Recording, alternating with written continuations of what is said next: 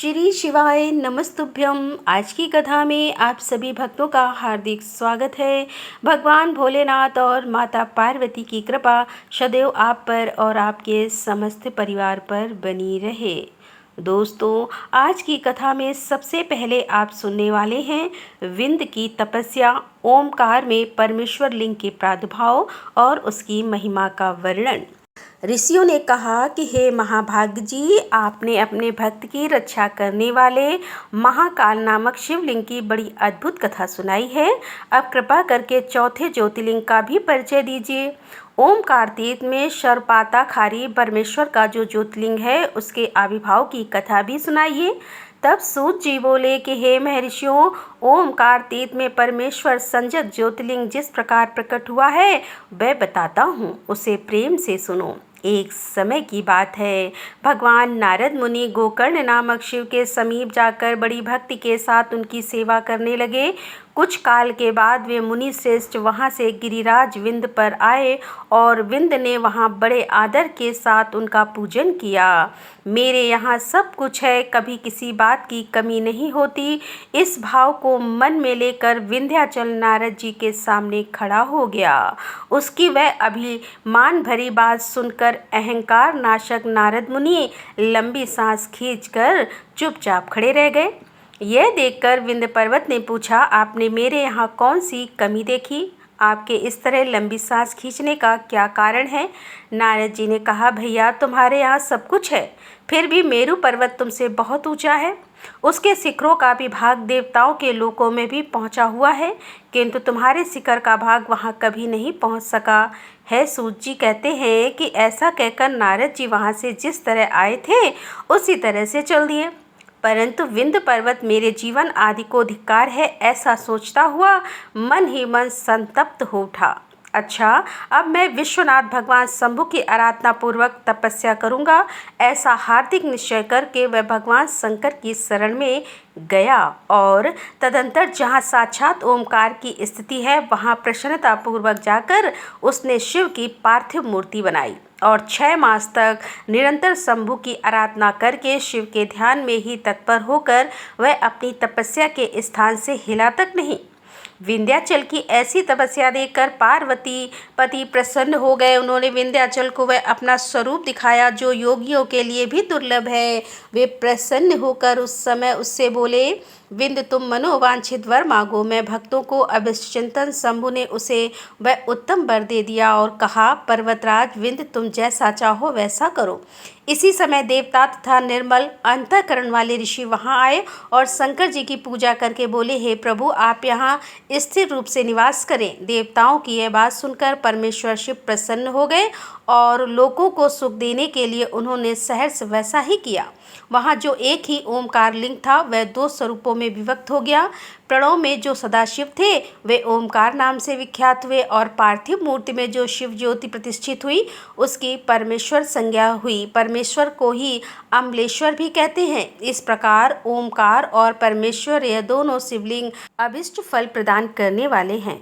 देवताओं और ऋषियों ने उन दोनों लिंगों की पूजा की तथा उन्हें संतुष्ट करके अनेक वर प्राप्त किए तथा देवता अपने अपने स्थान को गए और विंध्याचल भी अधिक प्रसन्नता का अनुभव करने लगा।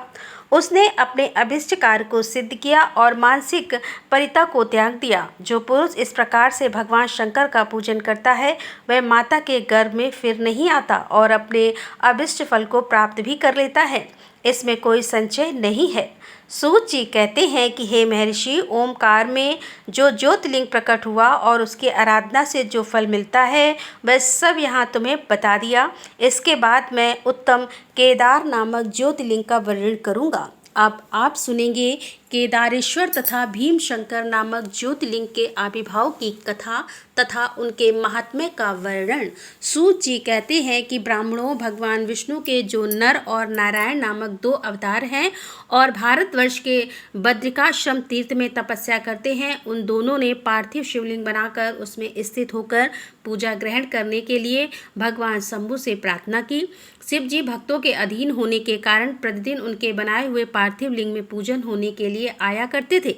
जब उन दोनों के पार्थिव पूजन करते करते बहुत दिन बीत गए, तब एक समय परमेश्वर शिव ने प्रसन्न होकर कहा, मैं तुम्हारी आराधना से बहुत संतुष्ट हूँ, तुम दोनों मुझसे वर मांगो। उस समय उनके ऐसा कहने पर नर और नारायण ने लोगों के हित की कामना से कहा कि हे देवेश्वर, यदि आप प्रसन्न हैं, यदि मुझे वर देना ही चाहते हैं तो अपने स्वरूप से पूजा ग्रहण करने के लिए यहीं स्थित हो जाइए। उन दोनों बंधुओं के इस प्रकार अनुरोध करने पर कल्याणकारी महेश्वर हिमालय के उस केदार तीर्थ में स्वयं ज्योतिर्लिंग के रूप में स्थित हो गए। उन दोनों से पूजित होकर संपूर्ण दुख और भय का नाश करने वाला शंभु लोगों का उपकार करने और भक्तों को दर्शन देने के लिए स्वयं केदारेश्वर के नाम से प्रसिद्ध होकर वहां रहते हैं। वे दर्शन और पूजन करने वाले भक्तों को सदा अभिष्ट चिंतन फल प्राप्त करते हैं, सदा अभिष्ट वस्तु प्रदान करते हैं। उसी दिन से जिसने भी भक्ति भाव से केदारेश्वर का पूजन किया, उसके लिए स्वप्न में भी दुख दुर्लभ हो गया। वहां पर शिव का भक्त शिवलिंग के निकट शिव के रूप से अंकित वलय अर्थात कंकड़ या कड़ा चढ़ता है। वह उस वलय युक्त स्वरूप का दर्शन करके समस्त पापों से मुक्त हो जाता है, साथ ही जीवन मुक्त भी हो जाता है। तो बद्रीवन की यात्रा करता है, उसे भी जीवन मुक्ति की प्राप्ति होती है। नर और नारायण के तथा केदारेश्वर शिव के रूप का दर्शन करके मनुष्य मोक्ष का भागी होता है, इसमें कोई संशय नहीं है। केदारेश्वर में भक्ति रखने वाले जो पुरुष वहां की यात्रा आरंभ करके उनके पास तक पहुंचने के लिए पहले मार्ग में ही मर जाते हैं, वे भी मोक्ष पा जाते हैं। इसमें विचार करने की आवश्यकता ही नहीं है। तीर्थ में पहुंचकर वहां प्रेम पूर्वक केदारेश्वर की पूजा करके वहां का जल पी लेने के पश्चात मनुष्य का फिर जन्म नहीं होता। हे ब्राह्मणों, इस भारतवर्ष में संपूर्ण जीवों को भक्तिभाव से भगवान नर और नारायण की तथा केदारेश्वर शंभु की पूजा करनी चाहिए। अब मैं भीम शंकर नामक ज्योतिर्लिंग का महात्म्य कहूँगा, तुम ध्यानपूर्वक सुनो। काम रूप देव में लोकहित की कामना से साक्षात भगवान शंकर ज्योतिर्लिंग के रूप में अवतरित हुए थे। उनका वह स्वरूप कल्याण और सुख का आश्रय है। हे ब्राह्मणों, पूर्व काल में एक महापराक्रमी राक्षस हुआ था जिसका नाम भीम था। वह सदा धर्म का विध्वंस करता और समस्त प्राणियों को दुख देता था। वह महाबली राक्षस कुंभकर्ण के वीर और करकटी के गर्भ से उत्पन्न हुआ था तथा अपनी माता के साथ सह पर्वत पर निवास करता था। एक दिन समस्त लोगों को दुख देने वाले भयानक पराक्रमी दुष्ट भीम ने अपनी माता से पूछा कि माँ, मेरे पिताजी कहाँ हैं? तुम अकेली क्यों रहती हो? मैं यह सब जानना चाहता हूँ, अतः यथार्थ बात बताओ। करकटी बोली, बेटा, रावण के छोटे भाई कुंभकर्ण तेरे पिता थे। भाई सहित उस महाबली वर को श्री राम ने मार डाला। मेरे पिता का नाम कंकट और माता का नाम पुष्कर था। वीरा मेरे पति थे जिन्हें पूर्व काल में राम ने मार डाला। अपने प्रिय स्वामी के मारे जाने पर मैं अपने माता पिता के पास ही रहती थी। एक दिन मेरे माता पिता अगस्त्य मुनि के शिष्य सुतीक्ष्णा को अपना आहार बनाने के लिए गए। वे बड़े तपस्वी और महात्मा थे। उन्होंने कुपित होकर मेरे माता पिता को ही भस्म कर डाला। वे दोनों मर गए। तब से मैं अकेली होकर बड़े दुख के साथ इस पर्वत पर रहने लगी। मेरा कोई अवलंब नहीं रह गया। मैं असहाय और दुख से आतुर होकर यहाँ निवास करती थी। इसी समय महान बल और पराक्रम से संपन्न राक्षस कुंभकर्ण, जो कि रावण के छोटे भाई थे, यहाँ आए और उन्होंने बलात् मेरे साथ समागम किया। फिर वे मुझे छोड़कर लंका चले गए। तत्पश्चात तुम्हारा जन्म हुआ। तुम भी अपने पिता के ही समान महान बलवान और पराक्रमी हो। अब मैं तुम्हारा ही सहारा लेकर यहाँ कालक्षेप करती हूँ।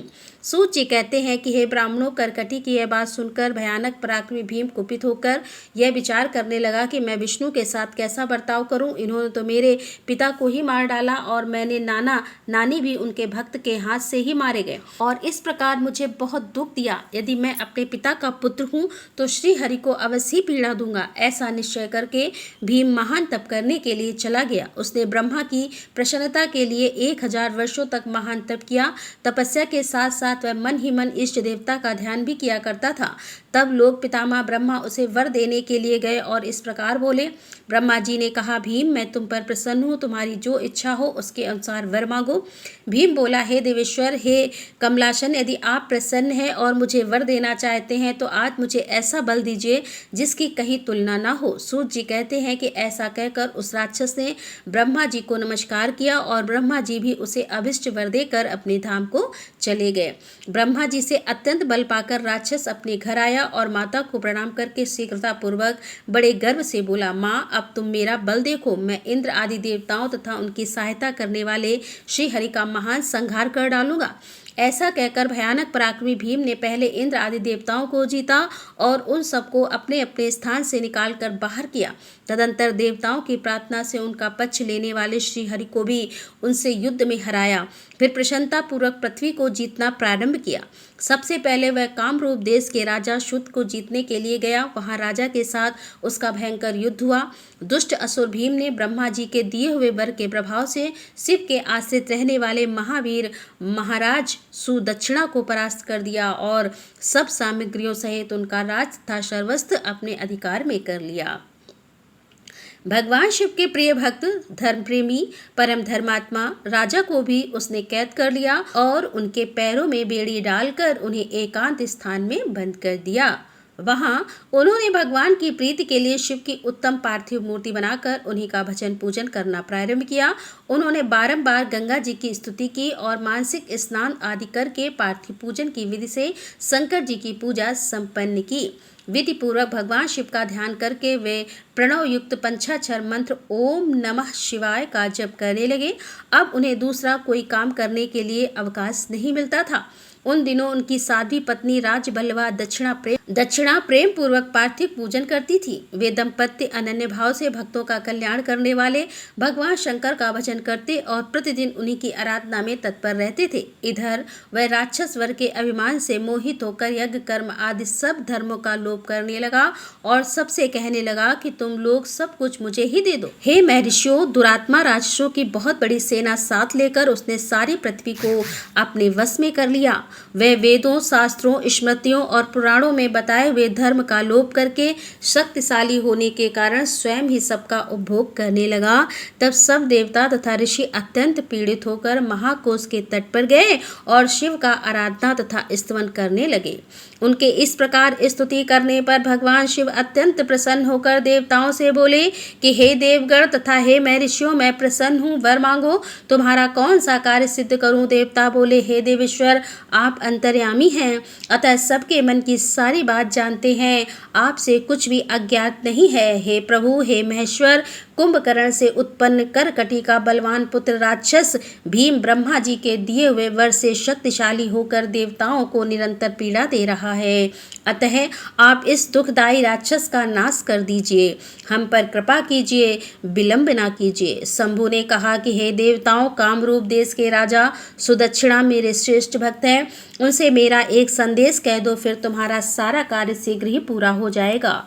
उनसे कहना, कामरूप देश के अधिपति महाराजा सुदक्षिण, हे प्रभु, तुम मेरे विशेष भक्त हो, अतः प्रेम पूर्वक मेरा भजन करो। दुष्ट राक्षस भीम ब्रह्मा जी का वर पाकर प्रबल हो गया, इसीलिए उसने तुम्हारा तिरस्कार किया है, परंतु अब मैं उस दुष्ट को मार डालूंगा, इसमें संदेह नहीं है।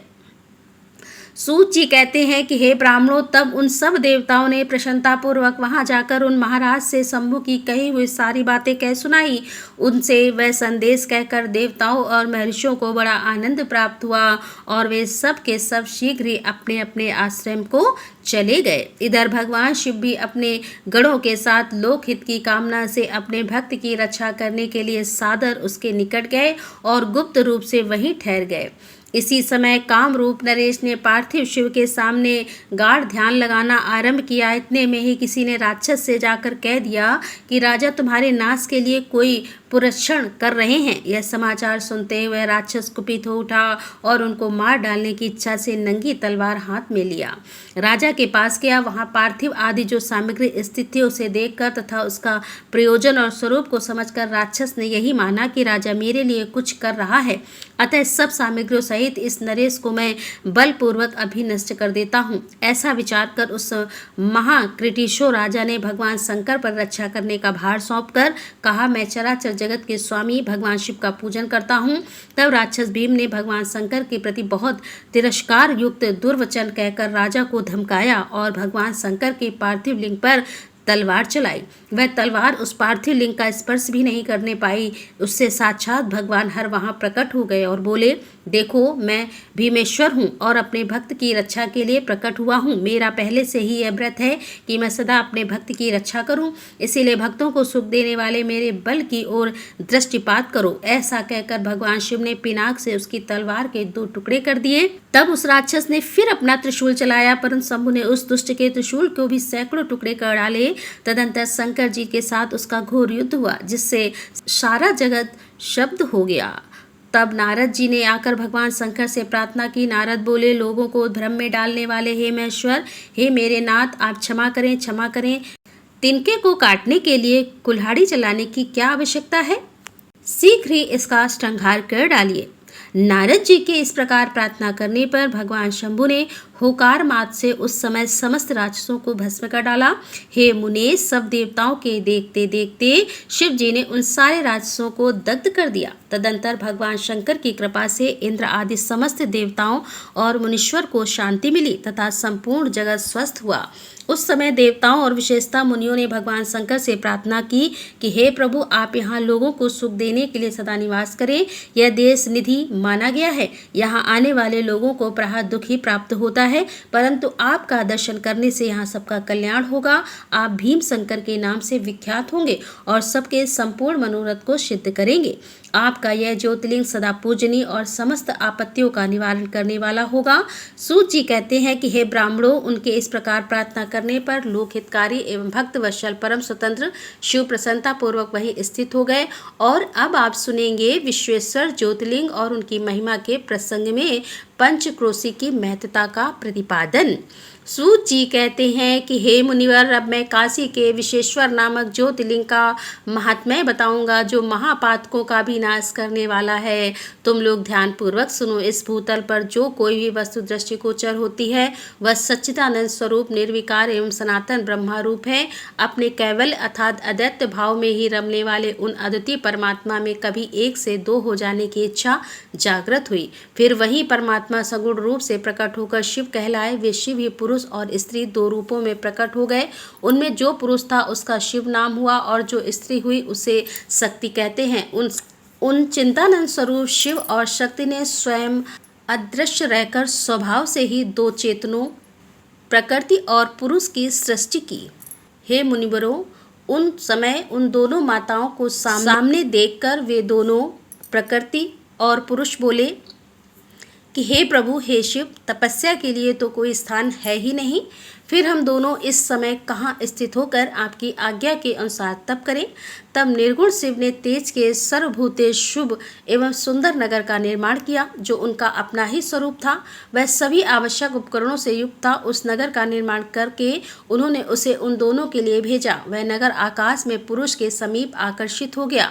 तब पुरुष अर्थात श्री हरि ने उस नगर में स्थित होकर सृष्टि की कामना से शिव का ध्यान करते हुए बहुत वर्षों तक तप किया। उस समय परिश्रम के कारण उनके शरीर से श्वेत जल की अनेक धाराएं प्रकट हुई, जिनसे सारा शून्य आकाश व्याप्त हो गया। वहां दूसरा कुछ भी दिखाई नहीं देता था।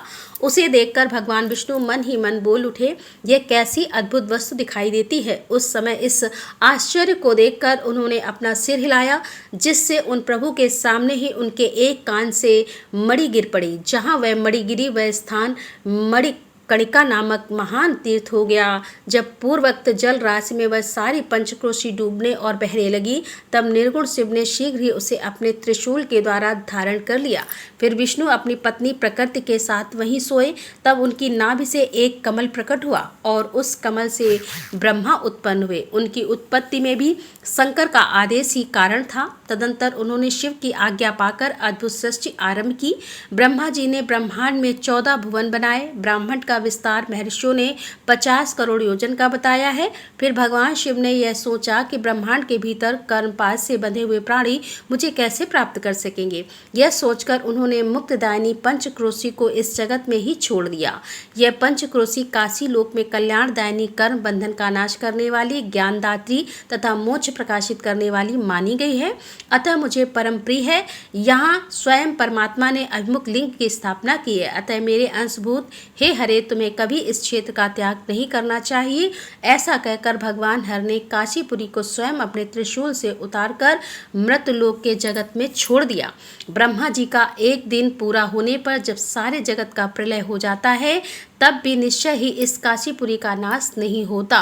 उस समय भगवान शिव से त्रिशूल पर धारण कर लेते हैं और जब ब्रह्मा द्वारा पुनः नई सृष्टि की जाती है, तब इसे फिर से वह भूतल पर स्थापित कर देते हैं।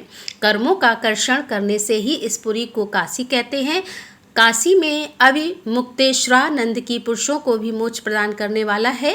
हे मुनिवर, अन्य मोक्षदय धामों में सारूप्य आदि मुक्ति प्राप्त होती है, केवल इस काशी में ही जीवों को सायुज्य नामक सर्वोत्तम मुक्ति सुलभ होती है। जिनकी कहीं भी गति नहीं है, उनके लिए वाराणसी पूरी ही गति है। महापुण्यमयी पंचक्रोशीय करोड़ों हत्याओं का विनाश करने वाली है। यहाँ समस्त अमरगण भी मरण की इच्छा करते हैं, फिर दूसरों की तो बात ही क्या है। यह शंकर की प्रिय नगरी काशी सदा भोग और मोक्ष प्रदान करने वाली है।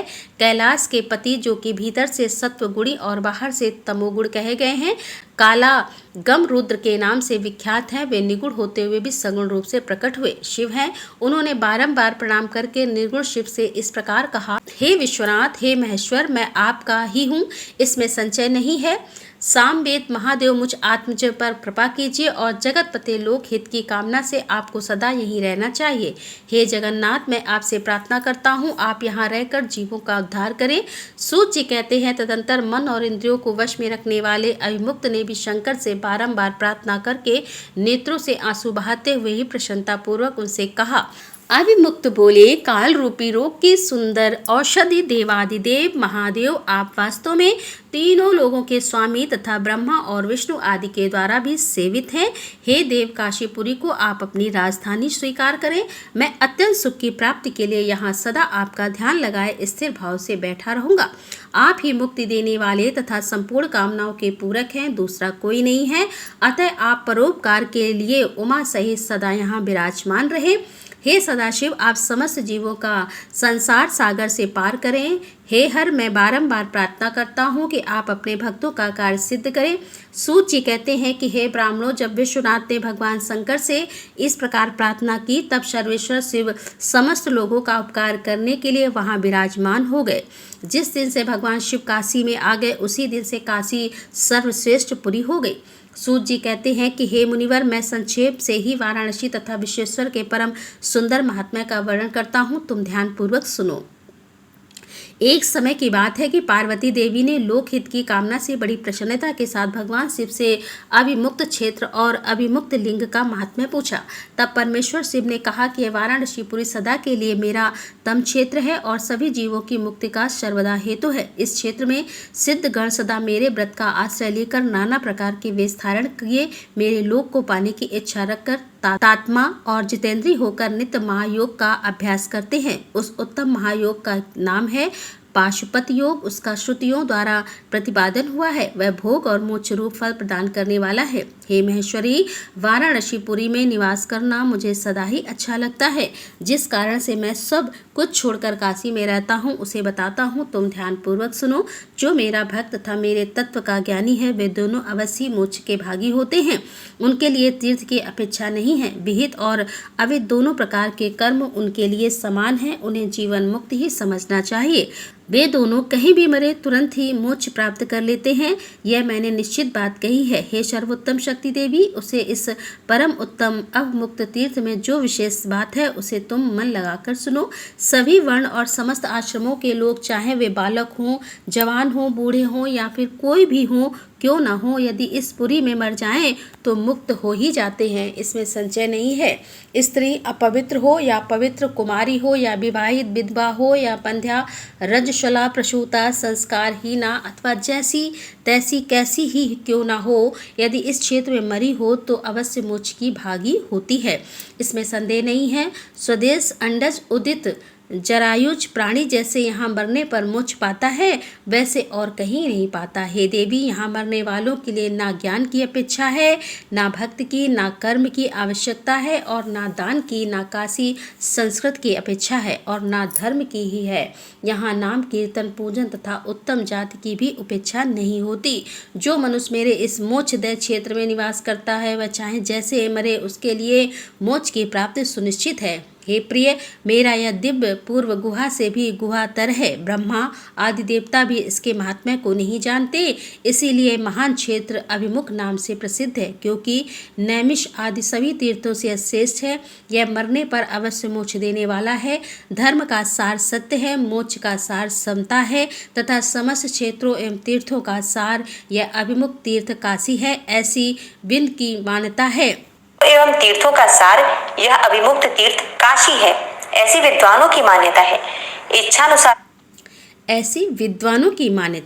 इच्छानुसार भोजन, शयन, क्रीड़ा तथा विविध कर्मों का अनुष्ठान करता हुआ भी मनुष्य यदि इस अभिमुक्त तीर्थ में प्राणों का परित्याग करता है तो उसे मोक्ष मिल जाता है। जिसका चित्त विषयों में आसक्त है और जिसने धर्म की रुचि त्याग दी है, वह भी यदि इस क्षेत्र में मृत्यु को प्राप्त होता है तो पुनः संसार बंधन में नहीं पड़ता। फिर तो ममता से रहित और धीर सत्वगुणी, दमहीन, कर्म कुशल और कताप के अभिमान से रहित होने के कारण किसी भी कर्म का आरंभ ना करने वाले हैं, उनकी तो बात ही क्या है। वे सब मुझ में ही स्थित हैं।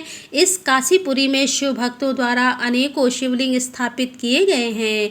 हे पार्वती, वे संपूर्ण अविष्ट को देने वाले और मोक्षदायक हैं। चारों दिशाओं में 5-5 कोस फैला हुआ यह क्षेत्र अविमुक्त कहा गया है। यह सब ओर से मोक्षदायक है, और जीव को मृत्यु काल में यह क्षेत्र उपलब्ध हो जाए तो उसे अवश्य मोक्ष की प्राप्ति होती है। यदि निष्पाप मनुष्य काशी में मरे तो उसका तत्काल मोक्ष हो जाता है, और जो पापी मनुष्य मरता है वह काययों को प्राप्त होता है। उसे पहले यातना का अनुभव करके ही पीछे मोक्ष की प्राप्ति होती है। हे सुंदरी, जो इस अभिमुक्त क्षेत्र में पातक करता है अर्थात पाप करता है, वह हजारों वर्षों तक भैरवी यातना पाकर पाप का फल भोगने के पश्चात ही मोक्ष पाता है। 7 कोटि कल्पों में भी अपने किए हुए कर्म का क्षय नहीं होता। जीव को अपने द्वारा किए गए शुभ कर्म का फल अवश्य ही भोगना पड़ता है। केवल अशुभ कर्म नरक देने वाला होता है, तथा केवल शुभ कर्म स्वर्ग की प्राप्ति कराने वाला होता है, और शुभ और अशुभ दोनों कर्मों से मनुष्य योनि की प्राप्ति बताई गई है। अशुभ कर्म की कमी और शुभ कर्म की अधिकता होने पर उत्तम जन्म प्राप्त होता है। शुभ कर्म की कमी और अशुभ कर्म की अधिकता होने पर यहाँ अधम जन्म की प्राप्ति होती है। हे पार्वती, जब शुभ और अशुभ दोनों ही कर्मों का क्षय हो जाता है तब जीव को सच्चा मोक्ष प्राप्त होता है। यदि किसी ने पूर्व जन्म में आदरपूर्वक काशी का दर्शन किया है तभी उसे इस जन्म में मृत्यु की प्राप्ति होती है। जो मनुष्य काशी जाकर गंगा में स्नान करता है उसके क्रिय माड़ और संचित कर्म का नाश हो जाता है, परंतु प्रारब्ध कर्म भोगे बिना नष्ट नहीं होता, यह निश्चित बात है। जिसकी काशी में मुक्ति हो जाती है उसके प्रारब्ध कर्म का भी क्षय हो जाता है। हे प्रिय, जिसने एक ब्राह्मण को भी काशीवास पर करवाया है वह स्वयं भी काशीवास का अवसर पाकर मोक्ष लाभ करता है। सूत जी कहते हैं कि हे मुनिवर, इस तरह काशी का तथा विश्वेश्वर लिंग का प्रचुर महात्म्य बताया गया है, जो सत्पुरुष को भोग और मोक्ष प्रदान करने वाला है। इसके बाद मैं त्र्यंबकम नामक ज्योतिर्लिंग का महात्म्य बताऊंगा, जिसे सुनकर क्षण भर में मनुष्य के समस्त पाप दूर हो जाते हैं। और अब आप सुनेंगे त्र्यंबकम ज्योतिर्लिंग के प्रसंग में महर्षि गौतम के द्वारा किए गए परोपकार की कथा। उनका तप के प्रभाव से अक्षय जल प्राप्त करके ऋषियों की अनावृष्टि के कष्ट से रक्षा करना, ऋषियों का छल पूर्वक उन्हें गौ हत्या में फंसाकर आश्रम से निकालना और शुद्धि का उपाय बताना। सूत जी कहते हैं कि हे मुनिवर सुनो, मैंने सतगुरु व्यास जी के मुख से जैसे सुनी है उसी रूप में एक पाप नाशक कथा तुम्हें सुना रहा हूँ। पूर्व काल की बात है। गौतम नाम से विख्यात एक श्रेष्ठ ऋषि रहते थे, जिनकी परम धार्मिक पत्नी का नाम अहिल्या था। दक्षिण दिशा में जो ब्रह्मगिरी में, वहीं उन्होंने 1 लाख वर्षों तक तपस्या की थी। उत्तम व्रत का पालन करने वाले हे महर्षियों, एक समय वहाँ 100 वर्षों तक बड़ा भयानक अवर्षण हो गया। सब लोग महान दुख में पड़ गए। इस भूतल पर कहीं गीला पत्ता भी नहीं दिखाई देता था। फिर जीवों का आधारभूत जल कहाँ से दृष्टिगोचर होता। उस समय मुनि, मनुष्य, पशु, पक्षी और मृग सब वहाँ से दशों दिशाओं को चले गए। तब गौतम ऋषि ने 6 महीने तक तप करके वरुण को प्रसन्न किया। वरुण ने प्रकट होकर वर मांगने को कहा। ऋषि ने वृष्टि के लिए प्रार्थना की। वरुण ने कहा, देवताओं के विधान के विरुद्ध वृष्टि न करने पर मैं तुम्हारी इच्छा के अनुसार तुम्हें सदा अक्षय रहने वाला जल देता हूँ।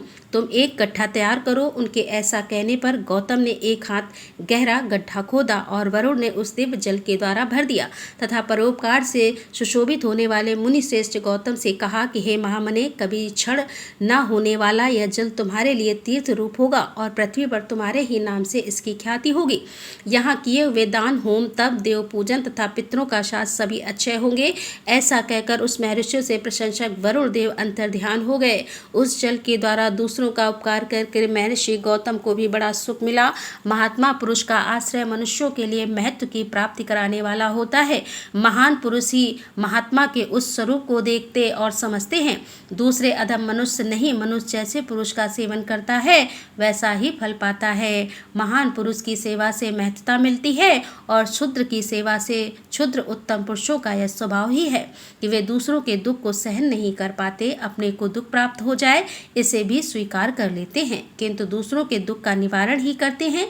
दयालु, अभिमान शून्य, उपकारी और जितेंद्रीय ये पुण्य के 4 खंबे हैं जिसके आधार पर यह पृथ्वी टिकी हुई है। तदंतर गौतम जी वहां उस परम दुर्लभ जल को पाकर विधि पूर्वक नित्य नैमित्तिक कर्म करने लगे। उन मुनीश्वर ने वहां नित्य होम की सिद्धि के लिए धान, जौ और अनेकों प्रकार के निवारण बुआ दिए। तरह तरह के धान, भांति भांति के वृक्ष और अनेकों प्रकार के फल फूल वहां लहरा उठे। यह समाचार सुनकर वहां दूसरे दूसरे सहस्त्र ऋषि मुनि, पशु पक्षी तथा बहुत से जीव आकर रहने लगे। वह वन इस भूमंडल में बड़ा सुंदर हो गया। उस अच्छे जल के संयोग से अनावृष्टि वहां के लिए दुखदायिनी नहीं रह गई। उस वन में अनेकों शुभ कर्म परायण ऋषि अपने शिष्य, भार्या और पुत्र आदि के साथ वास करने लगे। उन्होंने काल क्षेप करने के लिए वहां धान बुआ दिए और गौतम जी के प्रभाव से उस वन में सब ओर आनंद छा गया। एक बार वहां गौतम के आश्रम में जाकर बसे हुए ब्राह्मणों की स्त्रियां जल के प्रसंग को लेकर अहिल्या पर नाराज हो गई। उन्होंने अपने पतियों को उकसाया। उन लोगों ने गौतम का अनिष्ट करने के लिए गणेश जी की आराधना की। भक्त पराधीन गणेश जी ने प्रकट होकर वर मांगने के लिए कहा। तब यह बोले कि हे भगवान, यदि आप हमें वर देना चाहते हैं तो कोई ऐसा उपाय कीजिए जिससे समस्त ऋषि डांट फटकार कर गौतम को आश्रम से बाहर निकाल दे। गणेश जी ने कहा कि हे ऋषियों, तुम सब लोग सुनो। इस समय तुम उचित कार्य नहीं कर रहे हो। बिना किसी अपराध के उन पर क्रोध करने के कारण तुम्हारी हानि ही होगी। जिन्होंने पहले उपकार किया हो उन्हें यदि दुख दिया जाए तो वह अपने लिए हित कार्य इस जगत में अपनी ही नाश हो जाता है।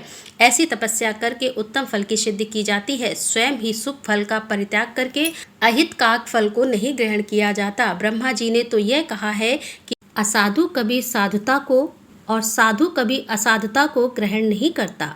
यह बात निश्चय ही ठीक जान पड़ती है। पहले उपवास के कारण जब तुम लोगों को दुख भोगना पड़ा था तब महर्षि गौतम ने जल की व्यवस्था करके तुम्हें सुख दिया, परंतु इस समय तुम सब लोग उन्हें दुख दे रहे हो। संसार में ऐसा कार्य करना कदापि उचित नहीं है। इस बात पर तुम सब लोग सर्वदा विचार कर लो। स्त्रियों की शक्ति से मोहित हुए उन लोग यदि मेरी बात नहीं मानोगे तो तुम्हारा यह बर्ताव गौतम के लिए अत्यंत हितकारिक होगा, इसमें संशय नहीं है। मुनि श्रेष्ठ गौतम तुम्हें पुनः निश्चय ही देंगे, अतः उनके साथ छल करना कदापि उचित नहीं है। इसीलिए तुम लोग कोई दूसरा वर मांगो। सूत जी कहते हैं कि हे ब्राह्मणों, महात्मा गणेश ने ऋषियों से जो यह बात कही वह यद्यपि उनके लिए हितकर थी तो भी उन्होंने इसे स्वीकार नहीं किया। तब भक्तों के अधीन होने के कारण उन शिव कुमार ने कहा, तुम लोगों ने जिस वस्तु के लिए प्रार्थना की है उसे मैं अवश्य करूंगा। पीछे जो होनहार होगी वह होकर ही रहेगी। ऐसा कहकर वे अंतर्ध्यान हो गए। मुनीश्वर उसके बाद उन दुष्ट ऋषियों के प्रभाव से तथा उन्हें प्राप्त हुए वर के कारण जो घटना घटित हुई उसे सुनो। वहां गौतम के खेत में जौ, धान और जौ थे। उनके पास गणेश जी एक दुर्बल गाय बनकर गए। दिए हुए वर के कारण वह गौ कांपती हुई वहां जाकर धान और जौ चरने लगी। इसी समय देवता गौतम जी वहां आ गए और वे दयालु ठहरे, इसीलिए मुट्ठी भर तिनके लेकर उन्हीं से गौ को हाँकने लगे। उनका स्पर्श होते ही वह गौ पृथ्वी पर गिर पड़ी और ऋषि को देखते ही देखते क्षण भर में उसी समय मर गई। वे दूसरे दूसरे द्वेष ब्राह्मण और उनकी दुष्ट स्त्रियां वहां छुपे हुए सब कुछ देख रहे थे। उस गौ के गिरते ही वे सब के सब बोल उठे, गौतम ने यह क्या कर डाला। गौतम भी आश्चर्यचकित होकर अहिल्या को बुलाकर व्यथित हृदय से दुख पूर्वक बोले, देवी ये क्या हुआ, कैसे हुआ, जान पड़ता है परमेश्वर मुझ पर कुपित हो गए हैं। अब क्या करूं, कहाँ जाऊं, मुझे तो हत्या लग गई है। इसी समय ब्राह्मण और उनकी पत्नियां गौतम को डांटते हुए दुर्वचनों द्वारा अहिल्या को पीड़ित करने लगी। उनके दुर्बुद्धि शेष और पुत्र भी गौतम को बारंबार फटकारने में और धिक्कार करने लगे। ब्राह्मण बोले, अब तुम्हें अपना मुँह नहीं दिखाना चाहिए, यहाँ से जाओ जाओ और गौ हत्यारे का मुँह देखने पर तत्काल वस्त्र सहित स्नान करना चाहिए। जब तक तुम इस आश्रम में रहोगे तब तक अग्निदेव और पितर हमारे दिए हुए किसी भी हवश्य का ग्रहण नहीं करेंगे। इसीलिए पाड़ी गौ हत्यारे, तुम परिवार सहित यहाँ से अन्यत्र चले जाओ, विलम्ब न करो। सूत जी कहते हैं, ऐसा कहकर उन सब ने उन्हें पत्थरों से मारना प्रारंभ कर दिया। वे गालियां देकर गौतम और अहिल्या को सताने लगे। उन दुष्टों के मारने और धमकाने पर गौतम बोले, हे मुनियों, मैं यहाँ से अनंतर जाकर रहूंगा। ऐसा कहकर गौतम उस स्थान से तत्काल निकल गए और उन सबकी आज्ञा से 1 कोस दूर जाकर उन्होंने अपने लिए आश्रम बनाया। वहां भी जाकर उन ब्राह्मणों ने कहा, जब तक तुम्हारे ऊपर हत्या लगी है तब तक तुम्हें कोई भी यज्ञ याग आदि कर्म नहीं करने चाहिए। किसी भी वैदिक देव यज्ञ का फिर प्रत्ययज्ञ के अनुष्ठान का तुम्हें अधिकार नहीं रह गया है। हे मुनिवर गौतम, उनके कथन अनुसार किसी तरह एक पक्ष बिताकर उस दुख से दुखी होकर बारंबार उन मुनियों से अपनी शुद्धि के लिए प्रार्थना करने लगे। उनके दिन भाव से प्रार्थना करने पर उन ब्राह्मणों ने कहा, गौतम, तुम अपने पाप को प्रकट करते हुए 3 बार सारी पृथ्वी की परिक्रमा करो, फिर लौट कर यहाँ 1 महीने तक व्रत करो। इसके बाद इस ब्रह्मगिरी के 101 परिक्रमा करने के पश्चात तुम्हारी शुद्धि होगी। अथवा यहाँ गंगा जी को लेकर आकर उन्हीं के जल के स्नान करो तथा 1 करोड़ पार्थिव लिंग बनाकर महादेव जी की आराधना करो। फिर गंगा में स्नान करके इस पर्वत की 11 बार परिक्रमा करो। तत्पश्चात 100 घड़ों के जल से पार्थिव शिवलिंग को स्नान कराने पर तुम्हारा उद्धार होगा। उन ऋषियों के इस प्रकार कहने पर गौतम ने बहुत अच्छा कहकर उनकी बात मान ली। वे बोले, मुनिवर, मैं आप श्रीमान की आज्ञा से यहाँ पार्थिव पूजन तथा ब्रह्मगिरी की परिक्रमा करूंगा। ऐसा कहकर मुनिश्रेष्ठ गौतम ने उस पर्वत की परिक्रमा करने के पश्चात पार्थिव लिंगों का निर्माण करके उनका पूजन किया। साध्वी अहिल्या ने भी साथ रहकर वह सब कुछ किया। उस समय शिष्य प्रशिष्य उन दोनों की सेवा करते थे। पत्नी सहित गौतम की आराधना से संतुष्ट होकर भगवान शिव का उन्हें दर्शन देना, गंगा को वहां स्थापित करके स्वयं भी स्थिर होना, देवताओं का वहां बृहस्पति देव के सिंह राशि में आने पर गंगा जी के विशेष महात्म्य को स्वीकार करना, गंगा का गौतमी या गोदावरी नाम से और शिव का त्र्यंबकम ज्योतिर्लिंग के नाम से विख्यात होना तथा इन दोनों की महिमा अब आप यह सभी चीजें विस्तार से सुनने वाले हैं। सूत जी कहते हैं कि पत्नी सहित गौतम ऋषि के इस प्रकार आराधना करते हुए संतुष्ट हुए भगवान शिव वहां शिवा और प्रमित गणों के साथ प्रकट हो गए। तदंतर प्रसन्न हुए कृपा निधान शंकर ने कहा कि हे महामुनि, मैं तुम्हारी उत्तम भक्ति से बहुत प्रसन्न हूँ, तुम कोई वर मांगो। उस समय महात्मा शंभु के सुंदर रूप को देखकर आनंदित हुए गौतम ने भक्ति भाव से शंकर को प्रणाम करके उनकी स्तुति की। लंबी स्तुति और प्रणाम करके दोनों हाथ जोड़कर वे उनके सामने खड़े हो गए और बोले, हे देव, मुझे निष्पाप कर दीजिए। भगवान शिव ने कहा, हे मुने, तुम धन्य हो, कृत्य कृत्य और सदा ही निष्पाप हो। इन दुष्टों ने तुम्हारे साथ छल किया। जगत के लोग तुम्हारे दर्शन से पाप रहित हो जाते हैं, फिर सदा मेरी भक्ति में रहने वाले तुम क्या पापी हो। हे मुनि, जिन दुरात्मा ने तुम पर अत्याचार किया है वे ही पापी, दुराचारी और हत्यारे हैं। उनके दर्शन से दूसरे लोग भी पापी हो जाएंगे। वे सब के सब कृतज्ञ हैं, उनका कभी उद्धार नहीं हो सकता। महादेव जी की यह बात सुनकर महर्षि गौतम मन ही मन बड़े विस्मित हुए। उन्होंने भक्तिपूर्वक शिव को प्रणाम करके हाथ जोड़कर पुनः इस प्रकार कहा। गौतम बोले, हे महेश्वर, उन ऋषियों ने तो मेरा बहुत बड़ा उपकार किया है। यदि उन्होंने यह बर्ताव न किया होता तो मुझे आपका दर्शन कैसे होता। धन्य है वे महर्षि जिन्होंने मेरे लिए परम कल्याणकारी कार्य किया है। उनके इस दुराचार से ही मेरा महान स्वार्थ सिद्ध हुआ है। हे गौतम जी की यह बात सुनकर महेश्वर बड़े प्रसन्न हुए। उन्होंने गौतम को कृपा दृष्टि से देखकर उन्हें शीघ्र ही यूं उत्तर दिया। शिव जी बोले, हे विप्र, तुम धन्य हो, सभी ऋषियों में श्रेष्ठ तर हो। मैं तुम पर बहुत प्रसन्न हुआ हूँ। ऐसा जानकर तुम मुझसे उत्तम वर मांगो। गौतम बोले, हे नाथ, आप सच कहते हैं। तथापि 5 आदमियों ने जो यह कह दिया या कर दिया वह अन्यथा नहीं हो सकता। अतः जो हो गया सो रहे। हे देवेश, यदि आप प्रसन्न हैं तो मुझे गंगा प्रदान कीजिए और ऐसा करके लोक का महान उपकार कीजिए। आपको मेरा नमस्कार है, नमस्कार है। यूं कहकर गौतम ने देवेश्वर भगवान शिव के दोनों चरणार बिंदु पकड़ लिए और लोकहित की कामना से उन्हें नमस्कार किया। तब शंकर देव ने पृथ्वी और स्वर्ग से सारभूत जल को निकालकर, जिसे उन्होंने पहले से ही रख छोड़ा था, और विवाह में ब्रह्मा जी के दिए हुए जल में से जो कुछ शेष रह गया था वह सब भक्त वत्सल शंभु ने उन गौतम मुनि को दे दिया। उस समय गंगा जी का जल परम सुंदर स्त्री का रूप धारण करके वहां खड़ा हुआ। तब मुनिवर गौतम ने उस गंगा जी की स्तुति करके उन्हें नमस्कार किया। गौतम बोले, हे गंगे, तुम धन्य हो, कृतकृत हो। तुमने संपूर्ण भुवन को पवित्र किया है, इसीलिए निश्चित रूप से नरक में गिरते हुए मुझ गौतम को पवित्र करो। तदंतर शिव जी ने गंगा से कहा, हे देवी, तुम मुनि को पवित्र करो और तुरंत वापस ना जाकर वैवस्वता मनु के 28वें कलयुग तक यही रहो। गंगा ने कहा, हे महेश्वर, यदि मेरा महात्म्य सब नदियों से अधिक हो और अंबिका तथा गणों के साथ आप भी यहाँ रहे, तभी मैं इस धरातल पर रहूंगी। गंगा जी की यह बात सुनकर भगवान शिव बोले, हे गंगे, तुम धन्य हो, मेरी बात सुनो। मैं तुमसे अलग नहीं हूँ, तथापि मैं तुम्हारे कथन सार यहाँ स्थित रहूंगा। तुम भी स्थित हो। अपने स्वामी परमेश्वर शिव की यह बात सुनकर गंगा ने मन ही मन प्रसन्न होकर उनकी भूरी भूरी प्रशंसा की। इसी समय देवता, प्राचीन ऋषि, अनेक उत्तम तीर्थ और नाना प्रकार के क्षेत्र वहां आ पहुंचे।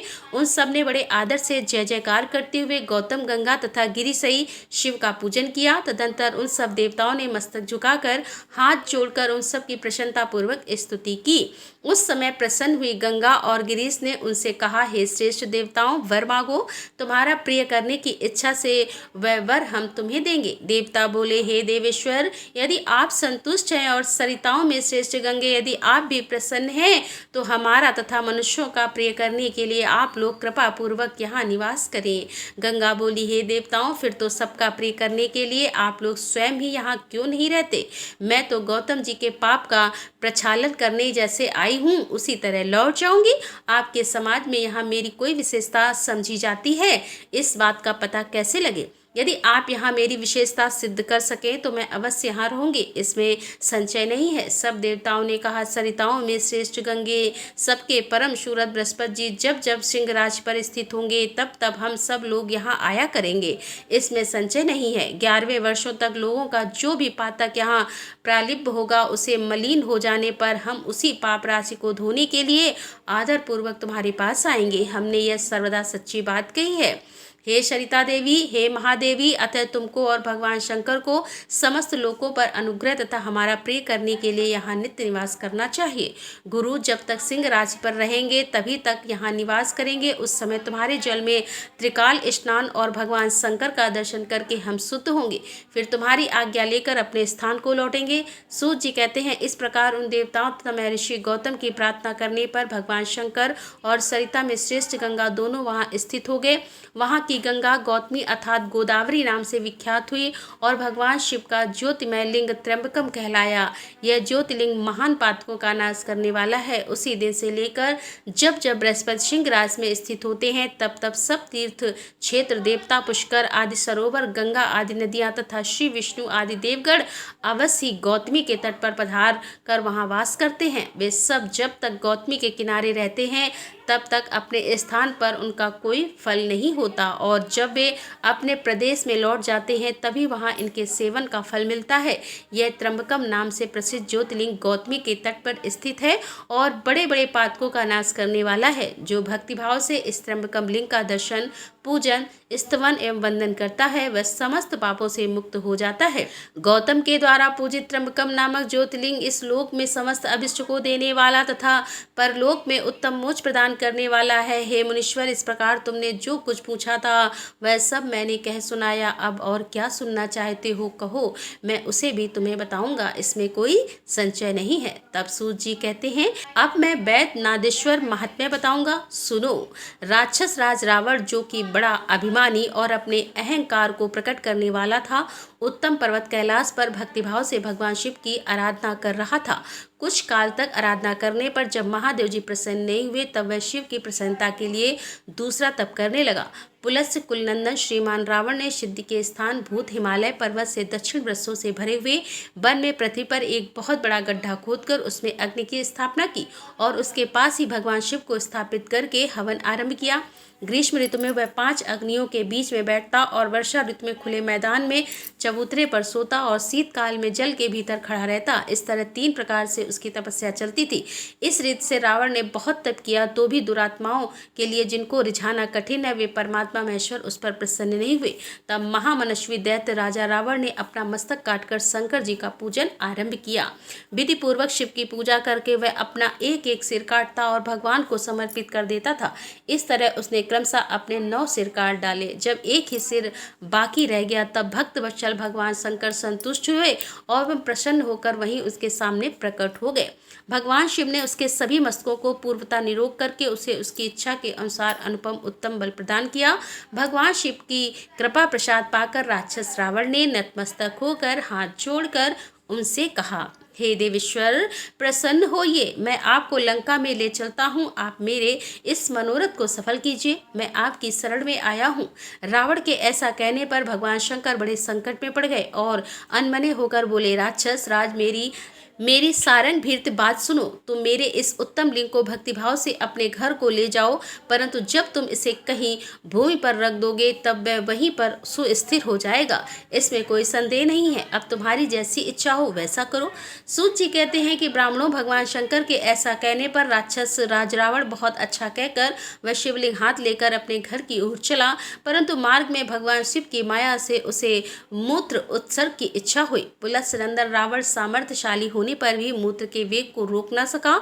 इसी समय वहां आसपास एक ग्वाले को देखकर उसने प्रार्थना पूर्वक वह शिवलिंग उसके हाथ में थमा दिया और स्वयं मूत्र त्याग के लिए बैठ गया। एक मुहूर्त बीतते बीतते वह ग्वाला उस शिवलिंग के भार से अत्यंत पीड़ित होकर व्याकुल हो गया। तब उसने उसे पृथ्वी पर रख दिया। फिर तो वह हीरक में ही शिवलिंग वहीं स्थित हो गया। वह दर्शन करने मात्र से संपूर्ण अभिष्ट को देने वाला और पाप राशि को हर लेने वाला है।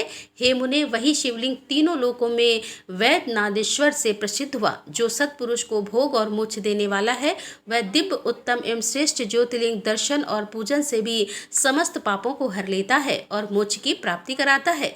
वह शिवलिंग जब संपूर्ण लोगों के हित के लिए वहीं स्थित हो गया तब रावण भगवान शिव का पर उत्तम वर पाकर अपने घर को चला गया। वहां जाकर उस महान असुर ने बड़े हर्ष के साथ अपनी प्रिय मंदोदरी को सारी बातें कह सुनाई। इंद्र आदि संपूर्ण देवताओं और निर्मल मुनियों ने जब यह समाचार सुना तब वे परस्पर सलाह करके वहां आए। उन सब का मन भगवान शिव में लगा हुआ था। उन सब देवताओं ने उस समय वहां बड़ी प्रसन्नता के साथ शिव का विशेष पूजन किया। वहां भगवान शंकर का प्रत्यक्ष दर्शन करके देवताओं ने उस शिवलिंग की विधिवत स्थापना की और उसका वैद्यनाथ नाम रखकर उसकी वंदना और स्तवन करके वे स्वर्गलोक को चले गए।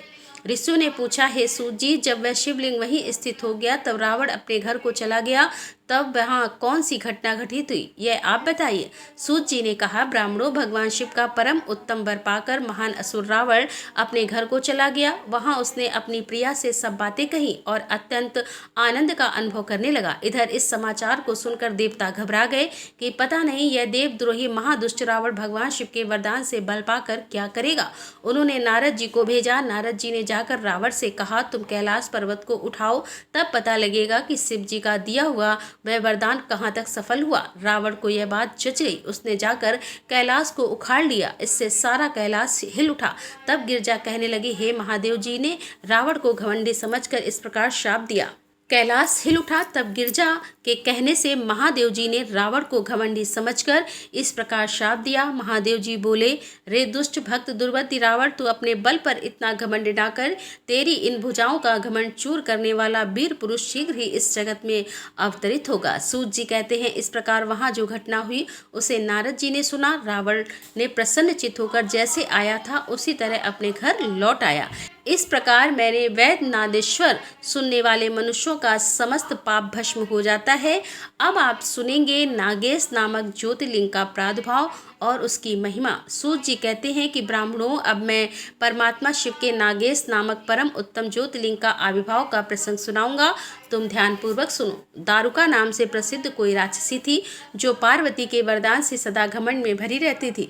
अत्यंत बलवान राक्षस दारुक उसका पति था। उसने बहुत से राक्षसों को साथ लेकर वहां सत्पुरुष का संहार मचा रखा था।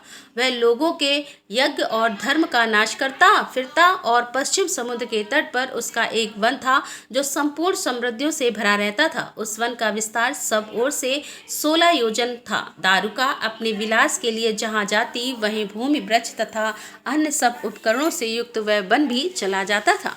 देवी पार्वती ने उस वन की देखरेख का भार दारुक को सौंप दिया। दारुका अपने पति के साथ इच्छा अनुसार उसमें विचरने लगती। राक्षस अपनी पत्नी द्वारका के साथ वहां रहकर सबको भय देता था। उससे पीड़ित हुई प्रजा ने महर्षि की शरण में जाकर उनको अपना दुख सुनाया।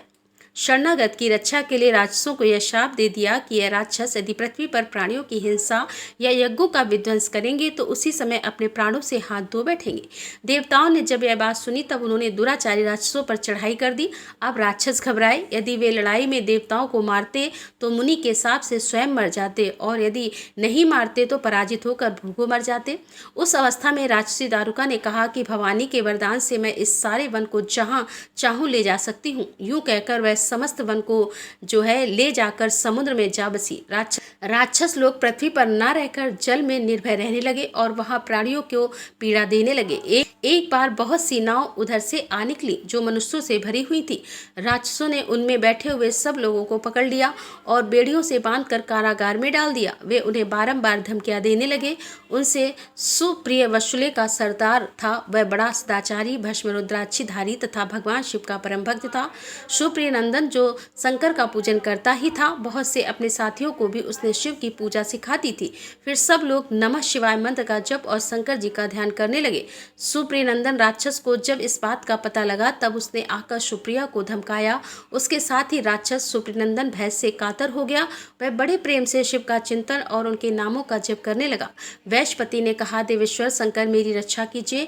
कल्याणकारी त्रिलोकीनाथ दुष्ट हंता भक्तवत्सल शिव हमें इस दुष्ट से बचाइए। हे देव, अब आप ही मेरे सर्वस्व हैं। हे प्रभु, मैं आपका हूँ, आपके अधीन हूँ और आप ही सदा मेरे जीवन एवं प्राण हैं। सूत जी कहते हैं, सुप्रिया के इस प्रकार प्रार्थना करने पर भगवान शंकर एक विवर से निकल पड़े। उनके साथ ही 4 दरवाजों का एक उत्तम मंदिर भी प्रकट हो गया। उसके मध्य भाग में अद्भुत ज्योतिमय शिवलिंग प्रकाशित हो रहा था। उसके साथ शिव परिवार के सब लोग विद्वान थे। सुप्रिय नंदन भू ने प्रसन्न होकर स्वयं पाशुपतास्त्र लेकर प्रधान राक्षसों, उनके सारे उपकरणों तथा सेवकों को भी तत्काल ही नष्ट कर दिया और दुष्ट हंता शंकर ने अपने भक्त सुप्रिया की रक्षा की। तत्पश्चात अद्भुत लीला करने वाले और लीला से ही शरीर धारण करने वाले शंभु ने उस वन को यह वर दिया कि आज से इस वन में सदा ब्राह्मण, क्षत्रिय, वैश्य और शूद्र इन चारों वर्णों के धर्मों का पालन हो। यहाँ श्रेष्ठ मुनि निवास करें और तमोगुण राक्षस इनमें कभी न रहे। शिव धर्म के उपदेशक, प्रचारक और प्रवर्तक लोग इसमें निवास करें। सूत जी कहते हैं, इसी प्रकार राक्षसी दारुका ने दीनचित से देवी पार्वती की स्तुति की। देवी पार्वती प्रसन्न हो गई और बोली, बताओ तेरा क्या कार्य करूं? उसने कहा, मेरे वंश की रक्षा कीजिए। देवी बोली, मैं सच कहती हूँ, तेरे कुल की रक्षा करूंगी। ऐसा कहकर देवी भगवान शिव से बोली, हे नाथ, आपकी बात युग के अंत में सच्ची होगी, तब तक तामसी सृष्टि भी रहे, ऐसा मेरा विचार है। मैं भी आपके ही हूँ और आपके ही आश्रय में रहती हूँ, अतः मेरी बात को भी प्रमाणित अर्थात सत्य कीजिए। ये राक्षसी दारुका देवी है, मेरी ही शक्ति है और राक्षस में बलिष्ठ है, अतः यही राक्षसों के राज्य का शासन करे। यह राक्षस पत्नियां जिन पुत्रों को पैदा करेंगी वे सब मिलकर इस वन में निवास करें, ऐसी मेरी इच्छा है। शिव बोले, हे प्रिय, यदि तुम ऐसी बात कहती हो तो मेरा यह वचन सुनो। मैं भक्तों का पालन करने के लिए प्रसन्नता पूर्वक इस वन में रहूंगा। जो पुरुष यहाँ वर्ण धर्म के पालन में तत्पर होकर प्रेम पूर्वक मेरा दर्शन करेगा वह चक्रवर्ती राजा होगा। कलयुग के अंत और सत्ययुग के आरंभ में महासेन का पुत्र वीरसेन राजाओं का भी राजा होगा। वह मेरा भक्त और अत्यंत पराक्रमी होगा और यहाँ आकर मेरा दर्शन करेगा। दर्शन करते ही वह चक्रवर्ती सम्राट हो जाएगा। सूत जी कहते हैं, ब्राह्मणों, इस प्रकार बड़ी बड़ी लीलाएं करने वाले वे दंपति परस्पर हास्ययुक्त वार्तालाप करके स्वयं वहां स्थित हो गए। ज्योतिर्लिंग स्वरूप महादेव जी वहां नागेश्वर कहलाए और शिवा देवी नागेश्वरी के नाम से विख्यात हुई। वे दोनों ही सत्पुरुष को प्रिय हैं। इस प्रकार ज्योतियों के स्वामी नागेश्वर नामक महादेव जी ज्योतिर्लिंग के रूप में प्रकट हुए। वे तीनों लोगों की संपूर्ण कामनाओं को सदा पूर्ण करने वाले हैं। जो प्रतिदिन आदर पूर्वक नागेश्वर के प्रादुर्भाव का प्रसंग सुनता है वह बुद्धिमान मानव महापातकों से नाश करने वाले संपूर्ण मनोरथ को प्राप्त कर लेता है। और अब आप सुनेंगे रामेश्वर नामक ज्योतिर्लिंग के आविर्भाव तथा महात्म्य का वर्णन। सूत जी कहते हैं, ऋषियों, अब मैं यह बता रहा हूँ कि रामेश्वर नामक ज्योतिर्लिंग पहले किस प्रकार प्रकट हुआ। इस प्रसंग को तुम आदर पूर्वक सुनो। भगवान विष्णु के राम अवतार में जब रावण सीता जी को हरकर लंका ले गया तब सुग्रीव के साथ 18 पद्म वानर सेना लेकर श्री राम समुद्र तट पर आए। वहां वे विचार करने लगे कि कैसे हम समुद्र को पार करेंगे और फिर किस प्रकार रावण को जीतेंगे।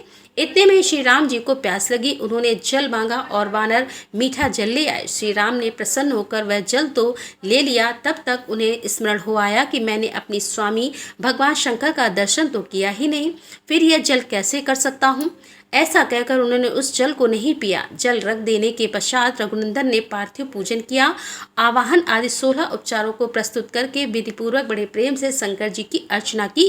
प्रारंभ तथा दिव्य स्रोत द्वारा यत्नपूर्वक शंकर जी को संतुष्ट करके श्री राम ने भक्ति भाव से उनसे प्रार्थना की। श्री राम बोले, उत्तम व्रत का पालन करने वाले हे मेरे स्वामी देव महेश्वर, आपको मेरी सहायता करनी चाहिए। आपके सहयोग के बिना मेरे कार्य की सिद्धि अत्यंत कठिन है। रावण भी आपका ही भक्त है। वह सबके लिए सर्वदा दुर्जय है, परंतु आपके दिए हुए वरदान से वह सदा दर्प में भरा रहता है। वह त्रिभुवन विजय महावीर है। इधर मैं भी आपका दास हूँ, सर्वदा आपके अधीन रहने वाला हूँ। हे सदाशिव, यह विचार कर आपको मेरे प्रति पक्षपात करना चाहिए। सूत जी कहते हैं, इस प्रकार प्रार्थना करके और बारंबार नमस्कार करके उन्होंने उच्च स्वर से जय शंकर जय शिव इत्यादि का उद्घोष करते हुए शिव का स्तवन किया। फिर उनके मंत्र के जप और ध्यान में तत्पर हो गए। तत्पश्चात पुनः पूजन करके वे स्वामी के आगे नाचने लगे। उस समय उनका हृदय प्रेम से द्रवित हो रहा था। फिर उन्होंने शिव के संतोष के लिए गाल बजाकर अव्यक्त शब्द किया। उस समय भगवान शंकर उन पर बहुत प्रसन्न हुए और वे ज्योतिमय महेश्वर वामांगी तथा पार्षद गणों के साथ शास्त्रोक्त निर्मल रूप धारण करके तत्काल वहां प्रकट हो गए। श्री की भक्ति से संतुष्ट होकर महेश्वर ने उनसे कहा, श्री राम, तुम्हारा कल्याण हो, वर मांगो। उस समय उनका रूप देखकर वहां उपस्थित वे सब लोग पवित्र हो गए। शिव धर्म परायण श्री राम जी ने स्वयं उनका पूजन किया। फिर भक्ति भांति से स्तुति एवं प्रणाम करके उन्होंने भगवान शिव से लंका में रावण के साथ होने वाले युद्ध में अपने लिए विजय की प्रार्थना की। तब राम भक्ति से प्रसन्न हुए महेश्वर ने कहा, महाराज, तुम्हारी जय हो। भगवान शिव के दिए हुए विजय सूचक वर एवं युद्ध की आज्ञा को पाकर श्री राम ने नतमस्तक होकर हाथ जोड़कर उनसे पुनः प्रार्थना की। श्री राम बोले, मेरे स्वामी शंकर, यदि आप संतुष्ट हैं तो जगत के लोगों के पवित्र करने तथा दूसरों की भलाई करने के लिए सदा यहाँ निवास करें। सूत जी कहते हैं, श्री राम के ऐसा कहने पर भगवान शिव वहाँ ज्योतिर्लिंग के रूप में स्थित हो गए। तीनों लोकों में रामेश्वर के नाम से उनकी प्रसिद्धि हुई। उनके प्रभाव से ही अपार समुद्र को अनायास पार करके श्री राम ने रावण आदि राक्षसों का शीघ्र संहार किया और अपनी प्रिय सीता को प्राप्त कर लिया। तब से इस भूतल पर रामेश्वर की अद्भुत महिमा का प्रसार हुआ। भगवान रामेश्वर सदा भोग और मोक्ष देने वाले तथा भक्तों की इच्छाएं पूर्ण करने वाले हैं। जो दिव्य गंगा जल से रामेश्वर शिव को भक्ति पूर्वक स्नान कराता है वह जीवन मुक्ति है। इस संसार में देव दुर्लभ समस्त भोगों का उपभोग करके अंत में उत्तम ज्ञान पाकर वह निश्चय ही कैवल्य मोक्ष को प्राप्त कर लेता है। इस प्रकार मैंने तुम लोगों से भगवान शिव के रामेश्वर नामक दिव्य ज्योतिर्लिंग का वर्णन किया, जो अपनी महिमा सुनने वालों के समस्त पापों का अपहरण करने वाला है। और अब आप सुनेंगे घुश्मेश्वर ज्योतिर्लिंग का वर्णन। घुमा की शिव भक्ति से उसके मरे हुए पुत्र का जीवित होना, घुश्मेश्वर शिव का प्रादुर्भाव तथा उनकी महिमा का वर्णन सूत जी कहते हैं। अब मैं घुमे नामक ज्योतिर्लिंग के प्रादुर्भाव का और उसके महात्म्य का वर्णन करूंगा। मुनिवर ध्यान देकर सुनो। दक्षिण दिशा में एक श्रेष्ठ पर्वत है जिसका नाम देवगिरी है। वह देखने में अद्भुत तथा नित्य परम शोभा से संपन्न है। उसी के निकट कोई भरद्वाज कुल में उत्पन्न सुधर्मा नामक ब्रह्मावित ब्राह्मण रहते हैं। उनकी प्रिय पत्नी का नाम सुधा था। वह सदा शुभ धर्म में पालन में तत्पर रहती थी, घर के कामकाज में भी कुशल थी और सदा पति की सेवा में लगी रहती थी। दुष्श्रेष्ठ सुधर्मा भी देवताओं और अतिथियों के पूजक थे। वे वेद वर्णित मार्ग पर चलते और नित्य अग्निहोत्र किया करते थे। तीनों काल की संध्या करने से उनकी कांति सूर्य के समान उद्दीप्त थी। वे वेद शास्त्र के मर्मज्ञ थे और शिष्यों को पढ़ाया करते थे। धनवान होने के साथ ही बड़े दाता भी थे। सौजन्य आदि सद्गुणों के भाजन थे। शिव संबंधी पूजन आदि कार्य में ही सदा लगे रहते थे। वे स्वयं तो शिव भक्त थे ही, शिव भक्तों से भी बड़ा प्रेम रखते थे और शिव भक्तों को भी वे बहुत प्रिय थे। यह सब कुछ होने पर भी उनके कोई पुत्र नहीं था। इससे ब्राह्मण को तो दुख नहीं होता था, परंतु उनकी पत्नी बहुत दुखी रहती थी। पड़ोसी और दूसरे लोग भी उसे ताना मारा करते थे। वह पति से बार बार पुत्र के लिए प्रार्थना करती थी। पति उसको ज्ञान उपदेश देकर समझाते थे, परंतु उसका मन नहीं मानता था। अंत गोत्वा ब्राह्मण ने कुछ उपाय भी किया, परंतु वह सफल नहीं हुआ। तब ब्राह्मणी ने अत्यंत दुखी होकर बहुत हट करके अपनी बहन घुष्मा के पति का दूसरा विवाह करवा दिया। विवाह से पहले सुधर्मा ने उसको समझाया कि इस समय तो तुम बहन से प्यार कर रही हो, परंतु जब इसके पुत्र हो जाएगा तब इससे स्पर्धा करने लगोगी। उसने वचन दिया कि मैं बहन से कभी डाह नहीं करूंगी। विवाह हो जाने पर घुष्मा दासी की भांति बड़ी बहन की सेवा करने लगी और सुधा भी उसे बहुत प्यार करती रही। घुमा अपनी शिवा भक्ता बहन की आज्ञा से नित्य 101 पार्थिव शिवलिंग बनाकर विधि पूर्वक पूजन करने लगी। पूजा करके वह निकटवर्ती तालाब में उनका विसर्जन कर देती थी। शंकर जी की कृपा से उसके एक सुंदर सौभाग्यशाली पुत्र उत्पन्न हुआ। शंकर जी की कृपा से उसके एक सुंदर सौभाग्यवान सुंदर पुत्र उत्पन्न हुआ। घुष्मा का कुछ मान बढ़ा। इससे सुदेहा के मन में डाह पैदा हो गया। समय पर उस पुत्र का विवाह हुआ।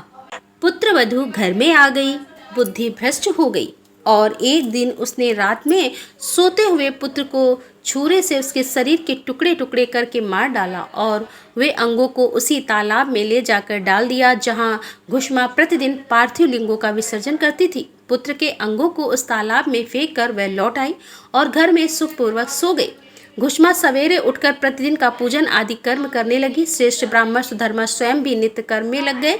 इसी समय उनकी ज्येष्ठ पत्नी सुधा भी उठी और बड़े आनंद से घर के काम काज करने लगी, क्योंकि उसके हृदय में पहले जो ईर्ष्या की आग जलती थी वह अब बुझ गई थी। प्रातःकाल जब बहू ने उठकर पति की सैया को देखा तो वह खून से भीगी हुई दिखाई दी और उस पर शरीर के कुछ टुकड़े दृष्टिगोचर हुए।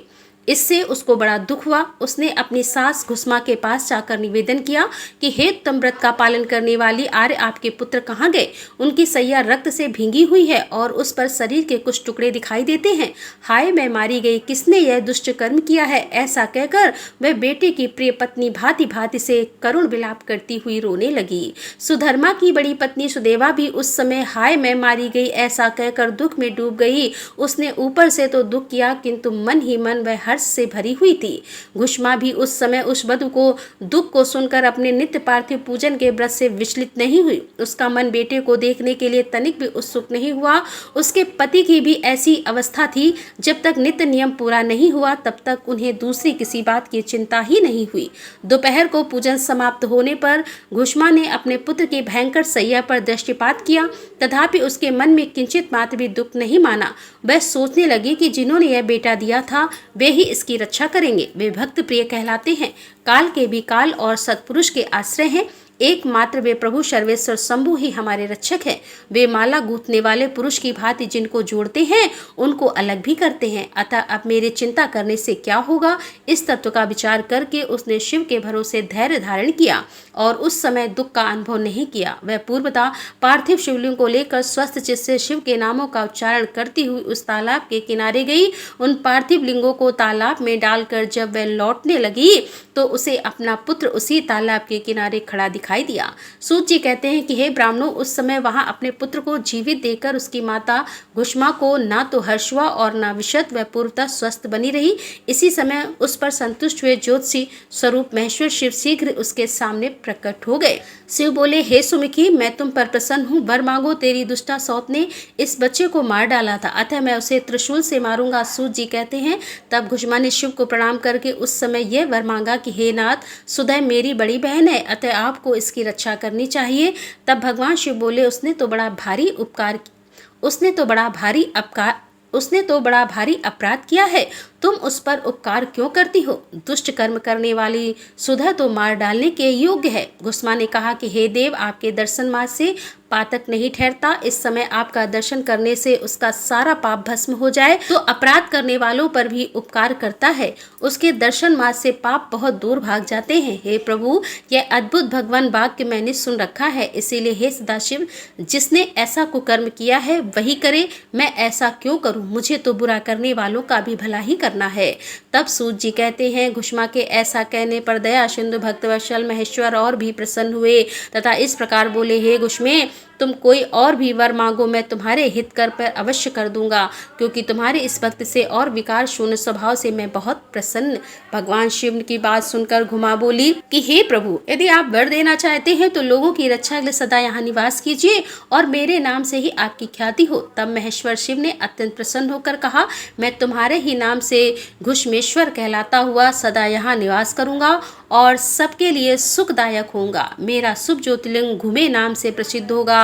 यह सरोवर शिवलिंग का आलय हो जाए और इसीलिए इसके तीनों लोकों में शिवालय नाम से प्रसिद्ध हो। यह सरोवर सदा दर्शन मात्र से संपूर्ण अभिष्ट को देने वाला हो। हे सूरते, तुम्हारे वंश में होने वाली 101 पीढ़ियों तक ऐसे ही श्रेष्ठ पुत्र उत्पन्न होंगे, इसमें संशय नहीं है। वे सब के सब सुंदरी स्त्री, उत्तम धन और पूर्ण आयु से संपन्न होंगे, चतुर और विद्वान होंगे, उदार तथा भोग और मोक्ष रूपी फल पाने के अधिकारी होंगे। 101 पीढ़ियों तक सभी पुत्र गुणों से बढ़े चढ़े होंगे। तुम्हारे वंश का ऐसा विस्तार बड़ा शोभादायक होगा। ऐसा कहकर भगवान शिव वहां से ज्योतिर्लिंग के रूप में स्थित हो गए। उनकी घुमे नाम से प्रसिद्धि हुई और उस सरोवर का नाम शिवालय हो गया। सुधर्मा, घुमा और सुदेवा तीनों ने आकर तत्काल ही उस शिवलिंग की 101 दक्षिणावत परिक्रमा की।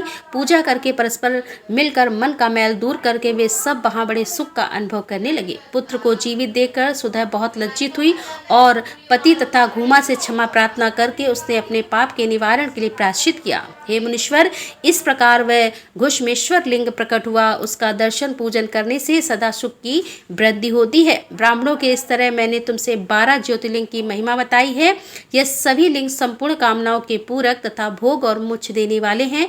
जो इन ज्योतिर्लिंग की कथा को पढ़ता अथवा सुनता है वह सब पापों से मुक्त हो जाता है तथा भोग और मोक्ष पाता है। द्वादश ज्योतिर्लिंगों के महात्म्य की समाप्ति। श्री शिवाय नमस्तुभ्यम। दोस्तों, आज की कथा का यहीं पर समापन करती हूँ और इसके आगे की कथा आप कल के अध्याय में सुनेंगे। उम्मीद करती हूँ कल भी कथा आप जरूर सुनेंगे। तो मिलते हैं अगले अध्याय के साथ। तब तक के लिए राधे राधे, जय श्री कृष्णा, हर हर महादेव, जय भोलेनाथ की।